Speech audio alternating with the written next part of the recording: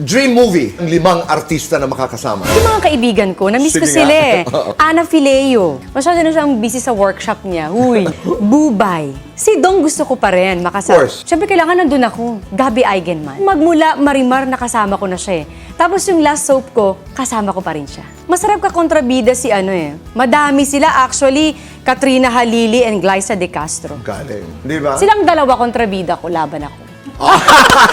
Possible title. May araw din kayo. Can you imagine a life without Dong? Parang hindi, at ayoko siyang isipin. The mere fact na pinakasalan ko siya sa harap ng Panginoon, dun palang sumumpa na ako na hindi ko kaya mawala siya. Isa siya sa nag-impluwensya sa akin kung paano maging mas mabuti pang tao. So isa siya sa mga nag-guide talaga sa akin na ang mundo ay ganito, ang mga tao ay ganito. So malaking factor si Dong sa buhay ko. Nung hindi pa nga kami mag-asawa, malaki na What more nung mag-asawa kami, ang dami kong natutunan sa kanya. Nakita ko si Bianca, bumaba siya ng van. Sabi ko, ganda naman itong babaeng to. Wow. Tara tol, papapicture ako. Nilapitan ko yung handler. Yan. Sabi ko, kuya, papicture naman ako kay papicture naman ako kay Bianca. Ganun. Hindi pwede. Sino ka? Kilala mo? Sino pa yung Kilala ko yung handler. Sino? Ate Chona. Secret. Tumatak sa utak ko yun. Pero ito sabi ko na feeling ko na manifest ko talaga. Oh, sabi go, tol.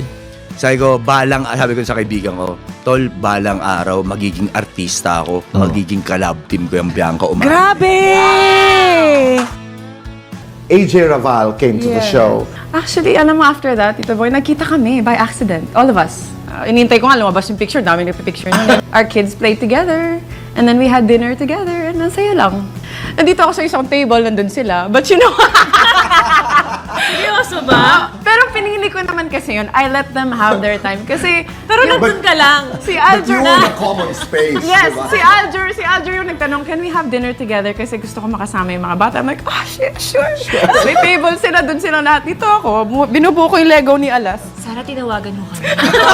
I love seeing them happy and then, okay, build.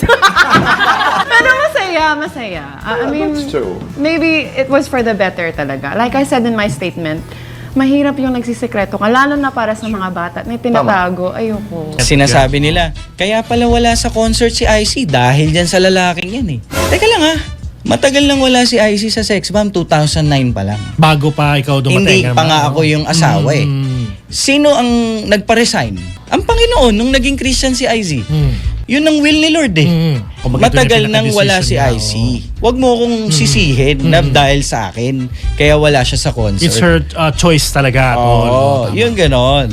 Eh, syempre, bias sila kay Mara. Kasi syempre, si Mara mabait, di ba? Aware ako, paglabas ko ng bahay, may ready agad ako ng ngiti. Kailangan maging Miss Friendship talaga ako kasi ako yung dapat talaga umeffort. Kasi nga, everybody loves Mara. Po provincial shows kami noon ni Judian. Judian, si Mara, Judian, sigawan na kagad. Syempre, di ba, love na love nila si Judian. So pag ako, parang maano mo talaga na medyo tigil sila. Yung parang tinitimbang pa nila, teka, masama rin ba ugali nito sa totoong buhay? Yung ganyan. Pero kasi, hindi ko kasi maitago na in real life. Ako yung talaga medyo bubbly. Ako yung makwento, di ba? At siguro, nakita naman nila, lalo na ngayon, may social media na, hindi na maikakaila kung sino ka talaga sa totoong buhay.